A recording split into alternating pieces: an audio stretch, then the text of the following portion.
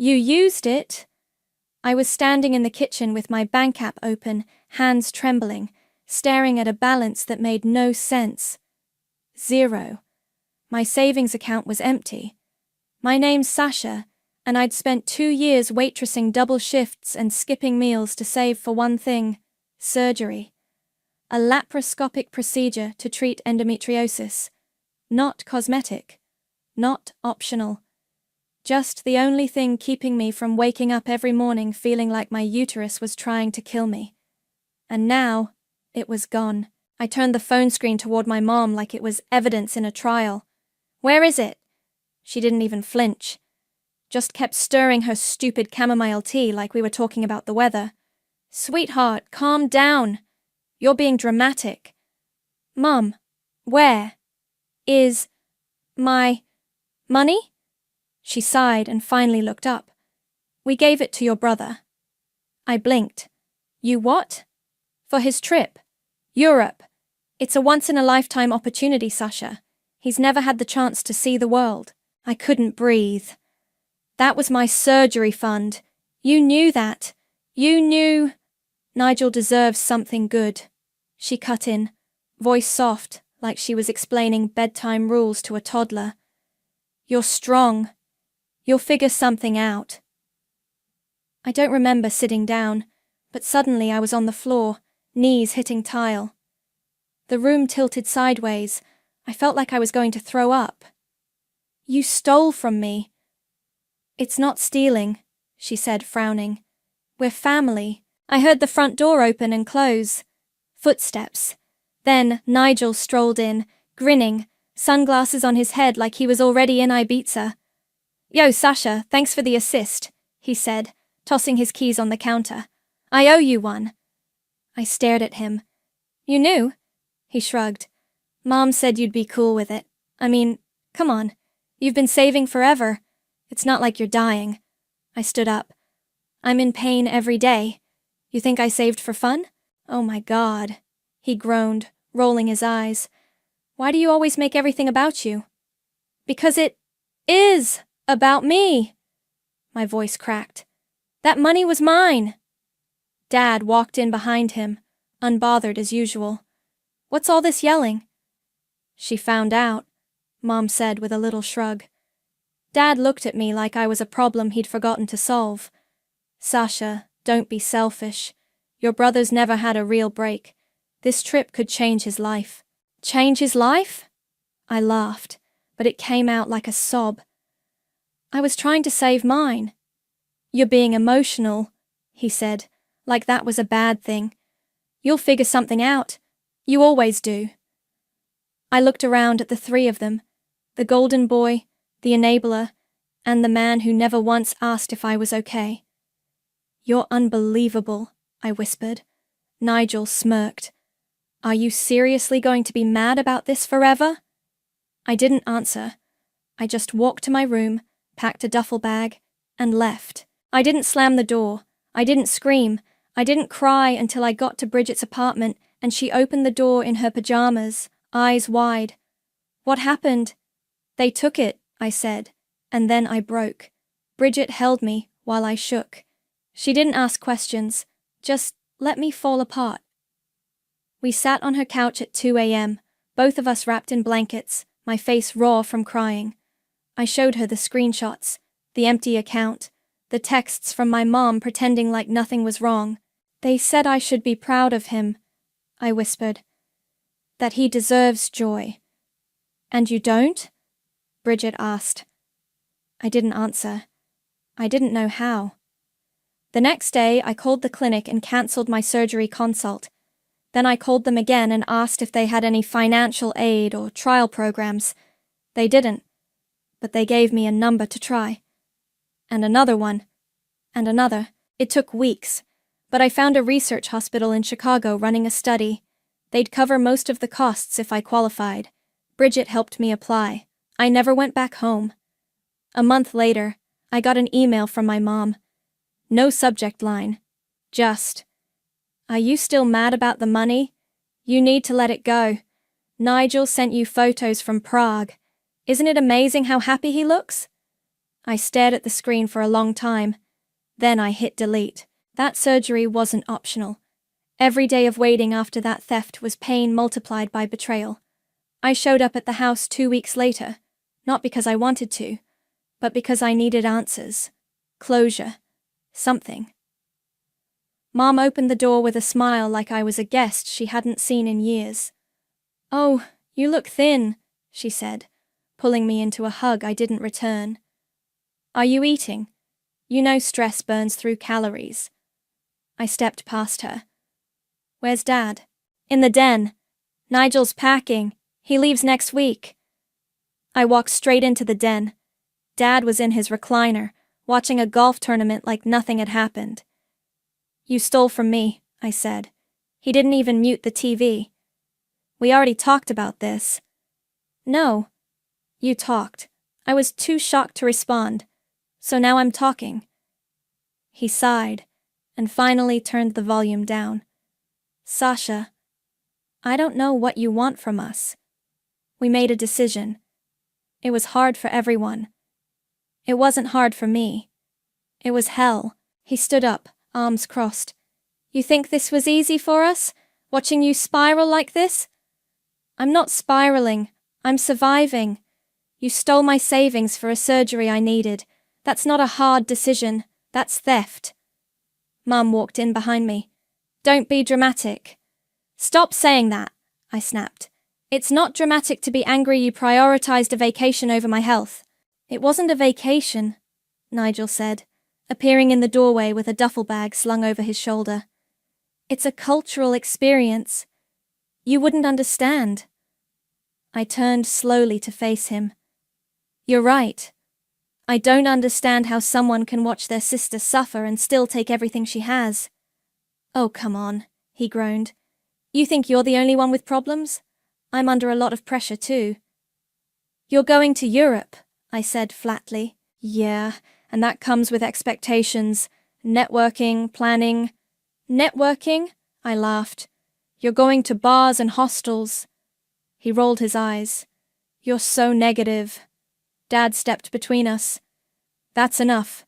Sasha, we're having dinner tonight. Your mother's making roast. Sit down, eat, and let's move past this." "No," I said. "I'm not staying." Mom's face dropped. "You're not coming to dinner?" "I'm not staying in this house another minute." She blinked. "But it's family dinner." "You're not my family." Her mouth opened, but no words came out. Dad's jaw tightened. "If you're going to bring this kind of energy into our home, maybe it's better you don't come around." I nodded slowly. "Thanks for the clarity." I turned and walked out.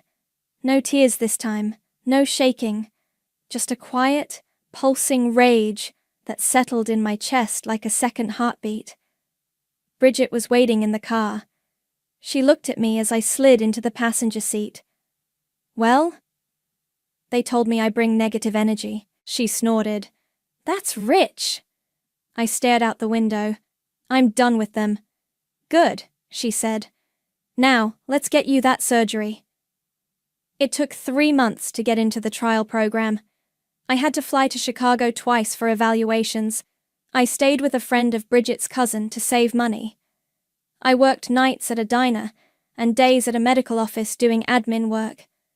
When the approval email came, I cried so hard I couldn't breathe. The surgery was rough.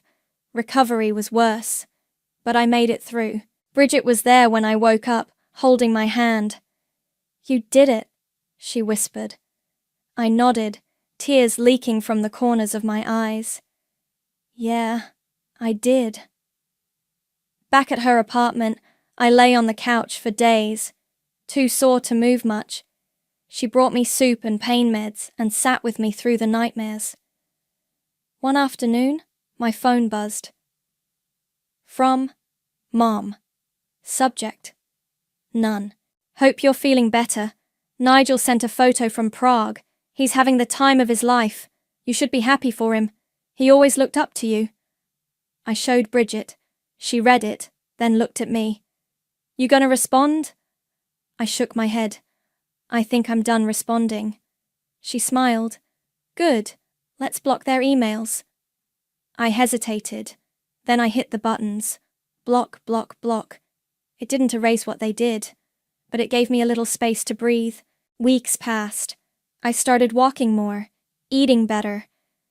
I got a raise at the clinic and finally moved into a studio apartment. Tiny, but mine. Every now and then, I'd get a letter, handwritten. No return address, always from my mom. I never opened them. One day, Bridget came over with takeout and found me throwing them into a shoebox. You keeping those for a bonfire? She asked. Maybe, I said. She grinned. Let me know. I'll bring marshmallows. I smiled for the first time in a while. I wasn't healed, not yet. But I was healing, and I was nowhere near done. The first time I met Graham, I had stitches in my abdomen and a heating pad tucked under my shirt. Bridget had dragged me to a small get-together at her co-worker's place. I didn't want to go. I still moved like I was 90 and felt worse, but she insisted. Just come for an hour, she said, pushing a jacket into my arms. You've been cooped up for weeks. You need to remember what people sound like. So I went. I sat on a worn couch with a glass of ginger ale, mostly watching people talk. That's when he walked in, tall, clean-cut, wearing jeans that actually fit right and a navy sweater. He had this calm energy, like nothing could rattle him. He nodded at me as he passed, then doubled back. You okay? He asked. I blinked. What? You're sitting like someone stabbed you. I laughed, then winced. Close. Surgery. Ah, that explains the heating pad peeking out. I looked down.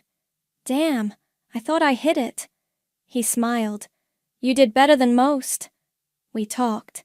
Nothing deep, just light stuff.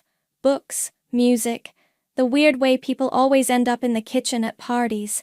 He didn't ask what kind of surgery I had, didn't make a face when I said I'd been recovering for weeks, just nodded like it made sense. Before he left, he handed me a napkin with his number on it. Text me if you ever want to sit awkwardly on another couch and judge people's Spotify playlists. I didn't text him for 2 weeks. Then I did. Our first date was coffee. I told him about the surgery, about endometriosis, about how I'd lived with pain for years because no one took me seriously. He didn't interrupt, didn't try to fix it, just listened. You've been through hell, he said. I nodded. Yeah. And they took your savings? Every cent. He leaned back. That's not just cruel, that's calculated. I looked at him.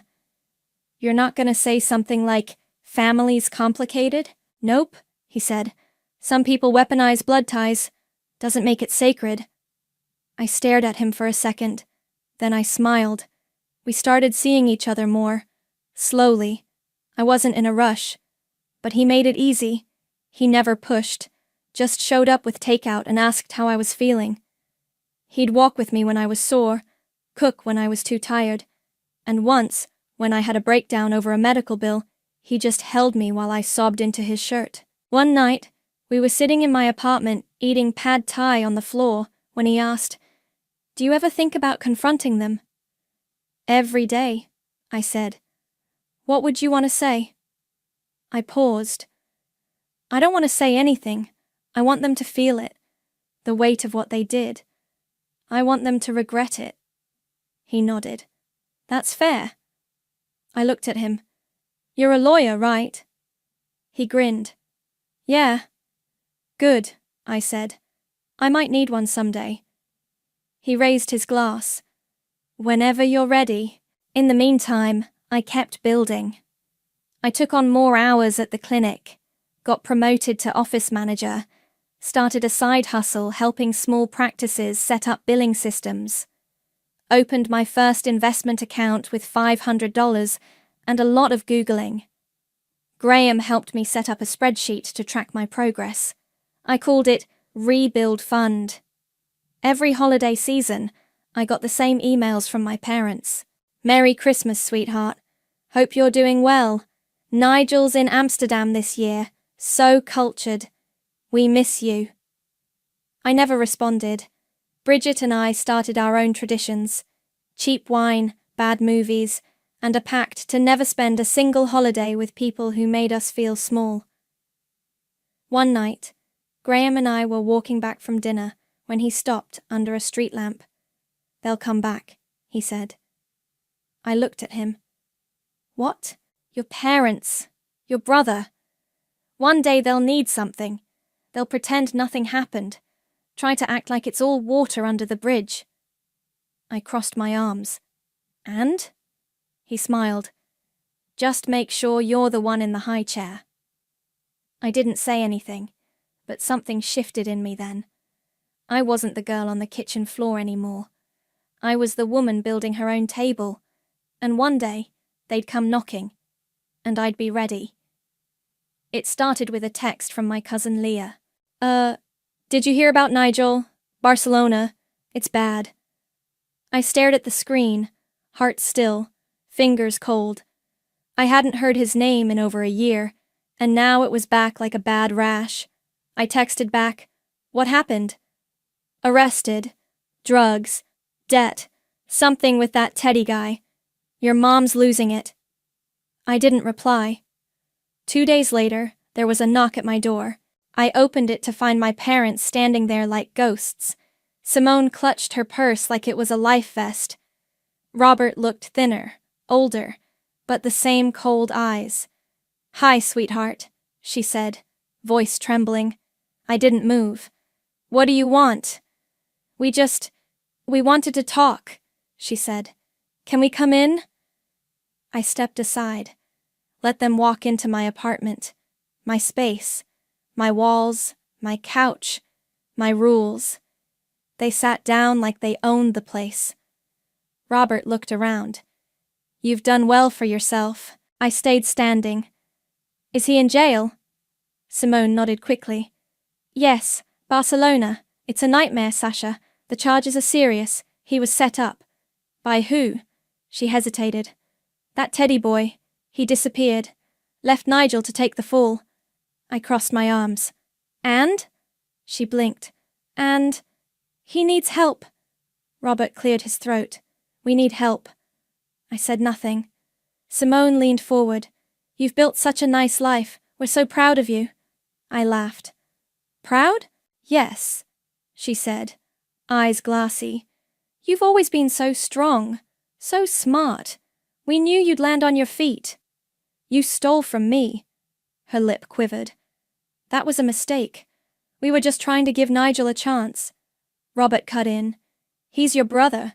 He needs us now. He's scared. Alone. And the legal fees—" "How much?" I asked. They paused. Simone looked at Robert. He nodded. 70,000, she said softly, to get him out. Maybe more for the trial.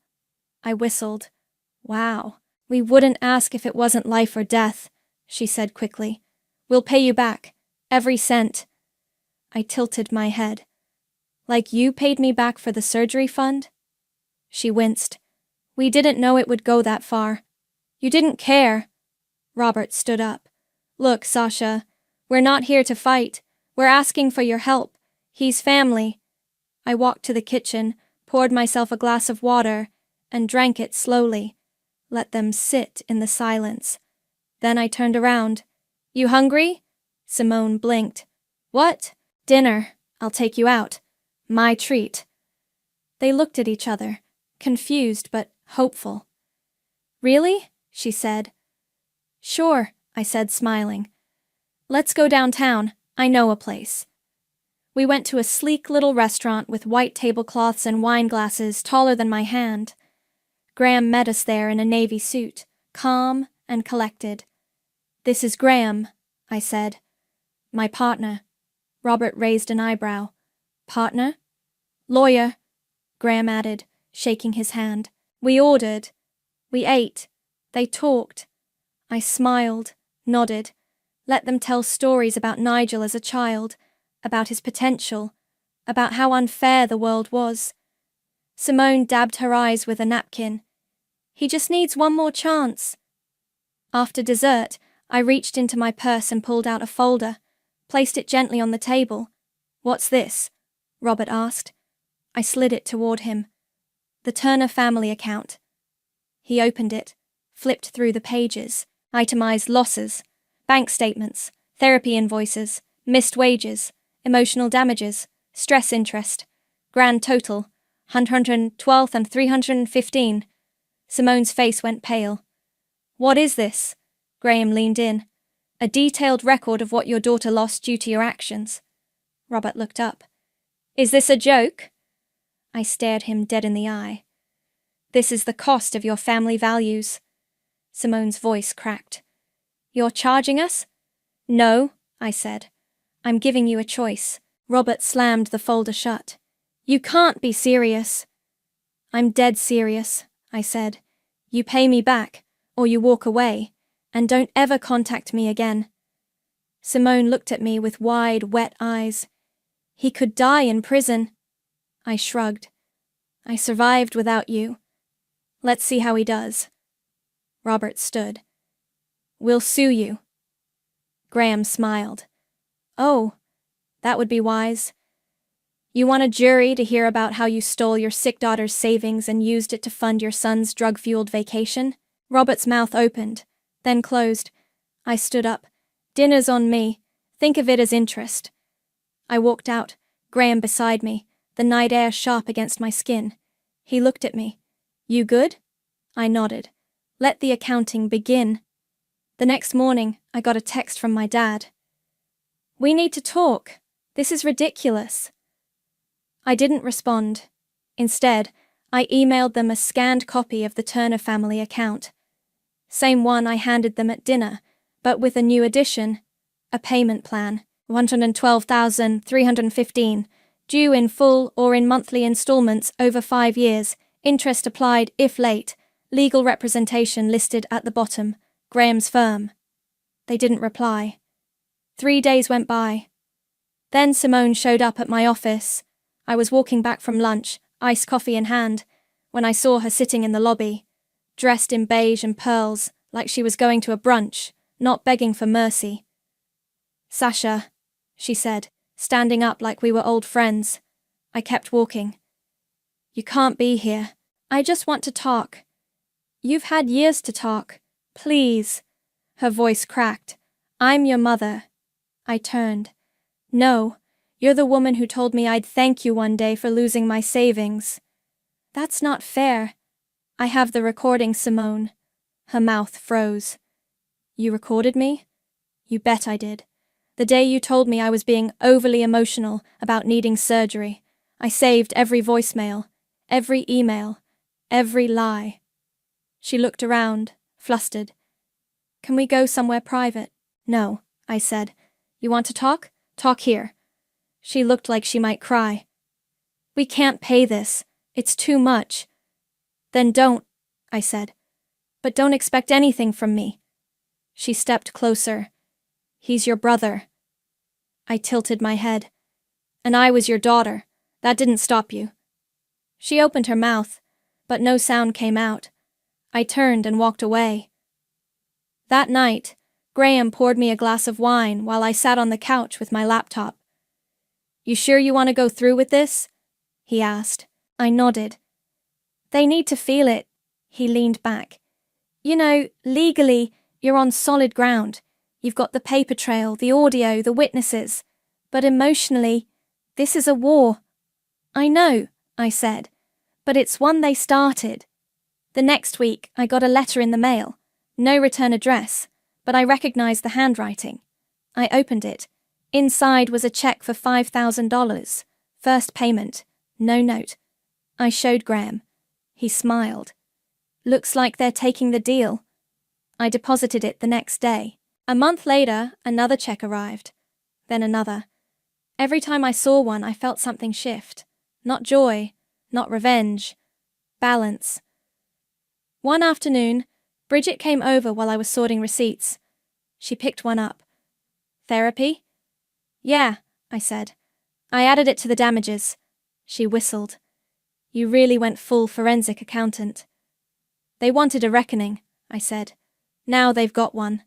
She grinned. You're kind of scary. I love it. I laughed. I'm not scary. I'm just done being quiet. Later that week, I got a call from a restricted number. I let it go to voicemail.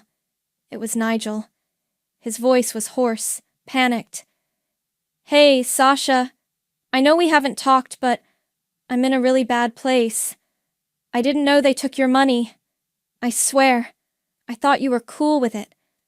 Please, I need help. I'm scared. I stared at the screen, then hit delete. The next day, another email from Simone. We're doing our best. Can you lower the amount? Please. We're selling the house. I forwarded it to Graham. He replied, Let them sell it. So I did. A week later, I got a notice from their lawyer confirming the sale.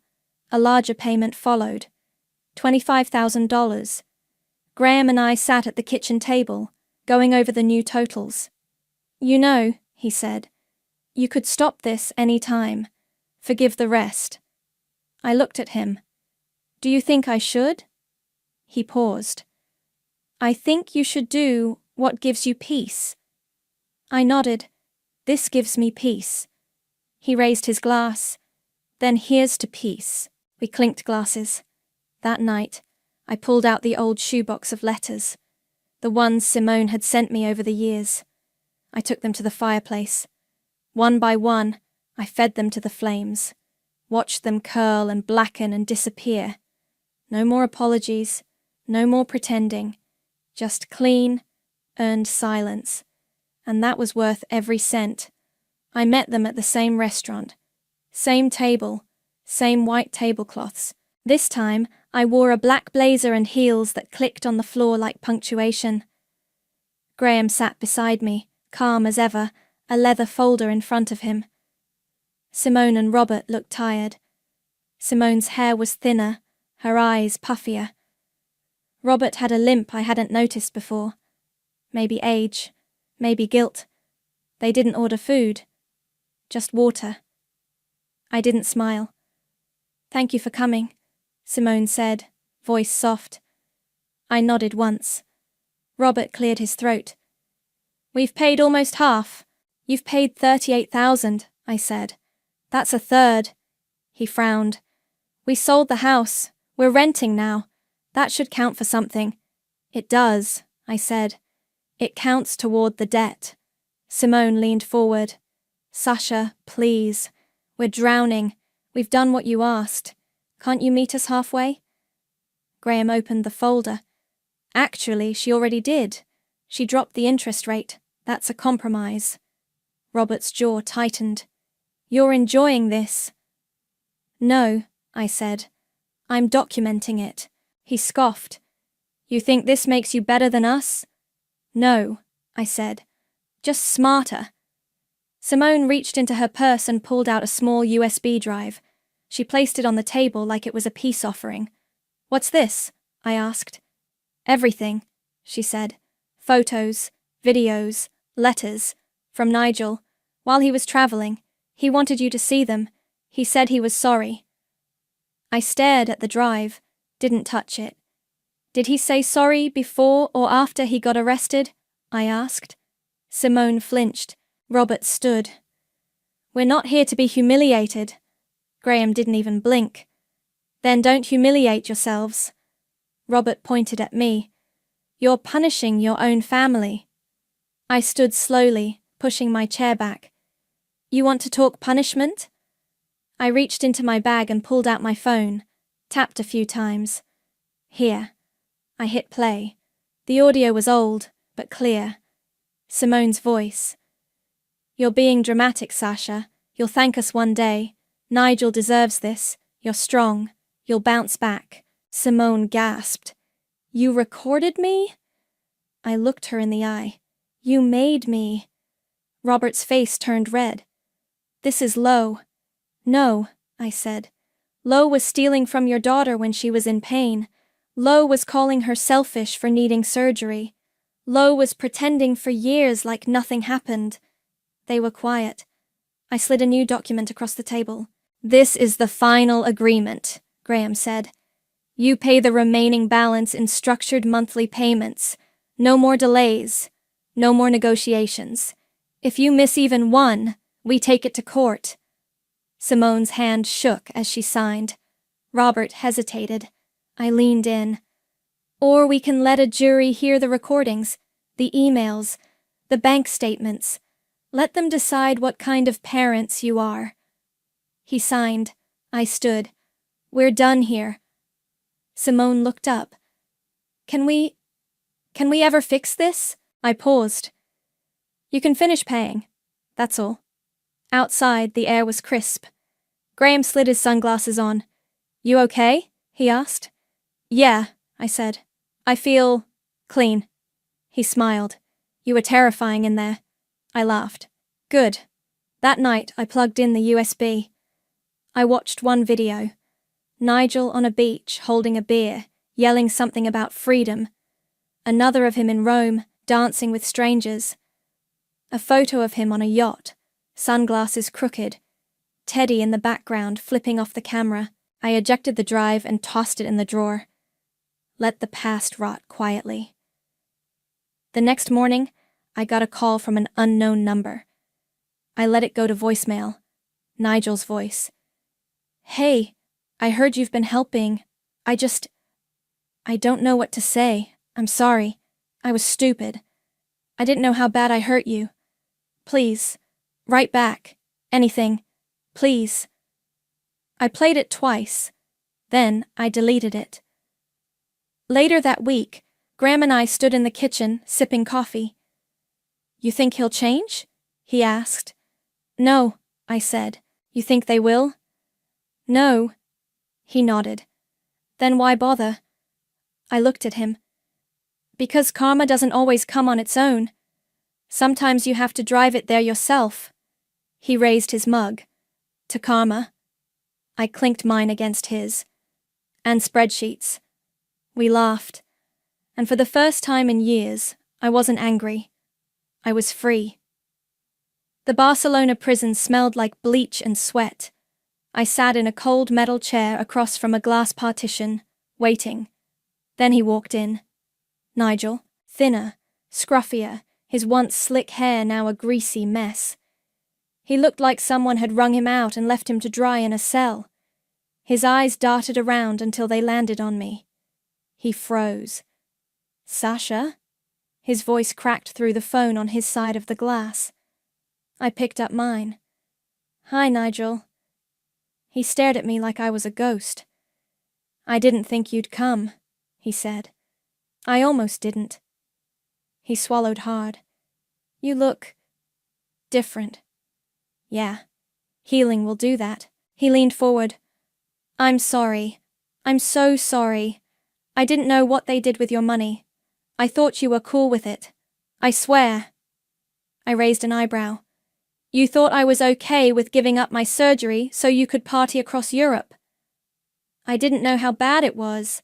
Mom said—" "Don't quote Mom," I cut in. "You were there. You saw me.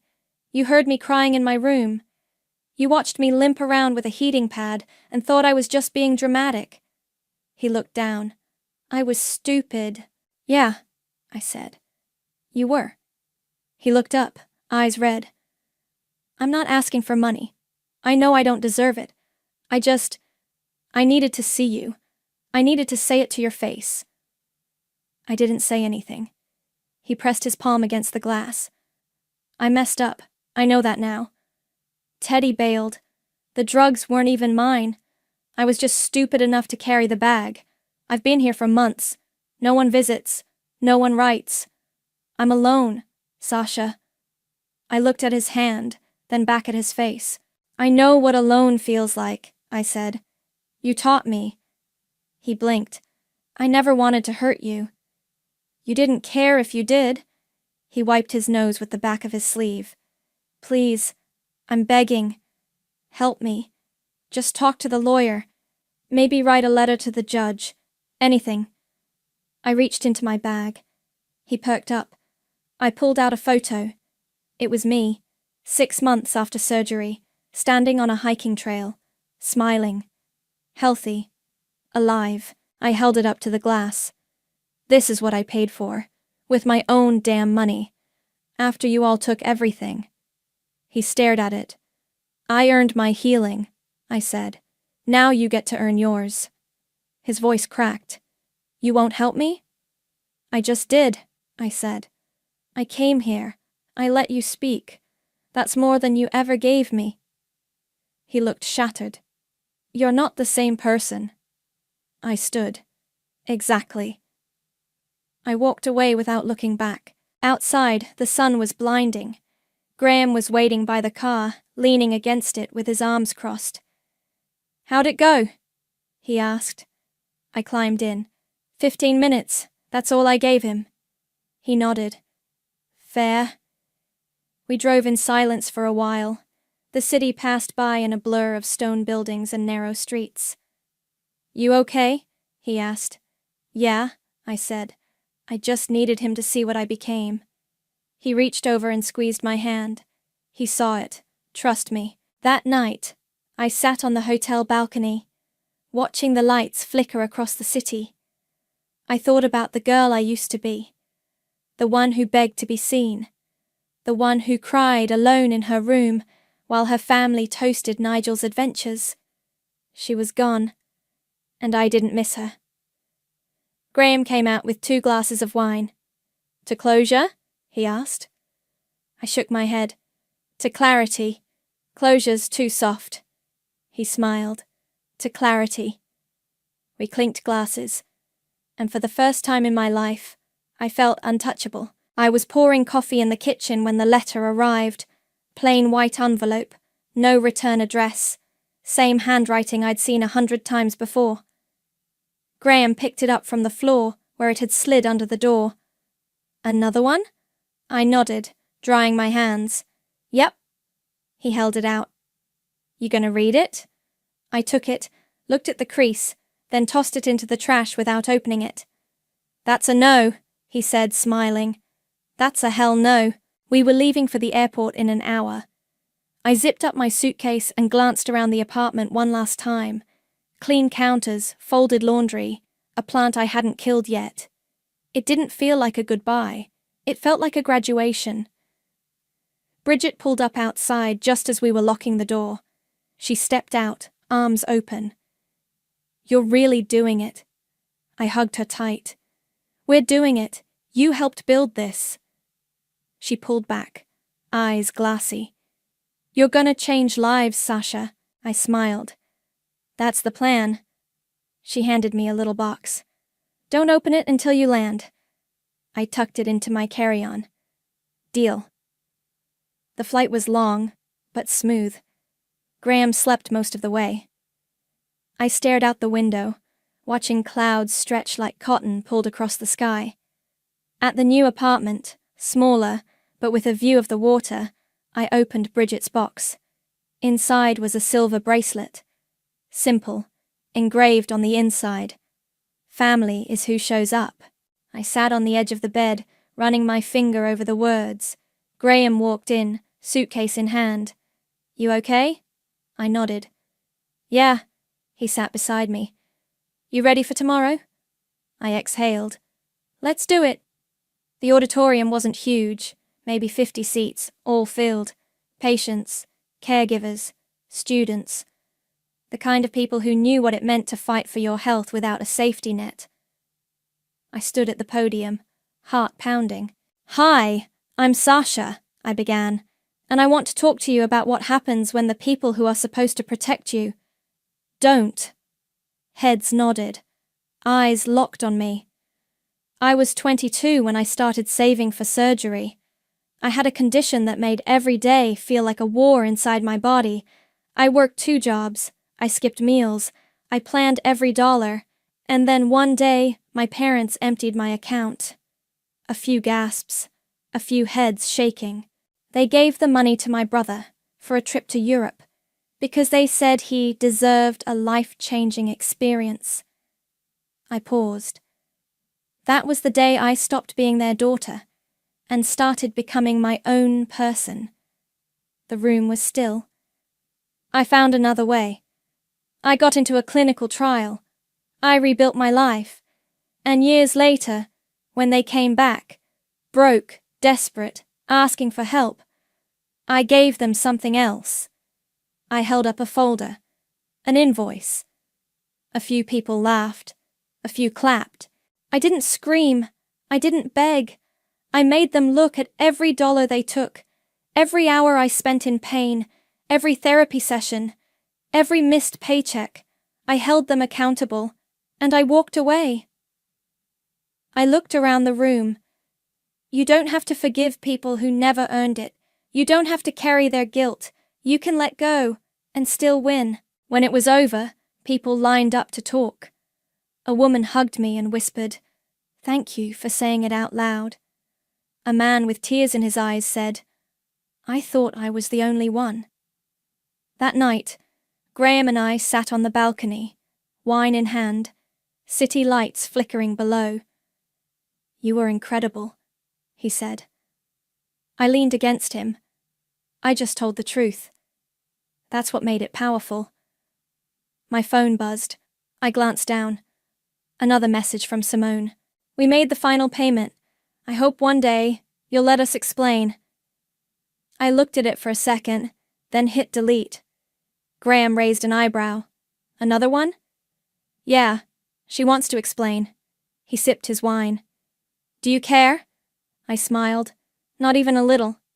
A breeze rolled in, soft and warm. I looked out at the skyline, then back at him. "They taught me what family isn't," I said. He looked at me. "And what is it?" I reached for his hand. "Family is where love lives. So I made mine with people who never made me beg for it."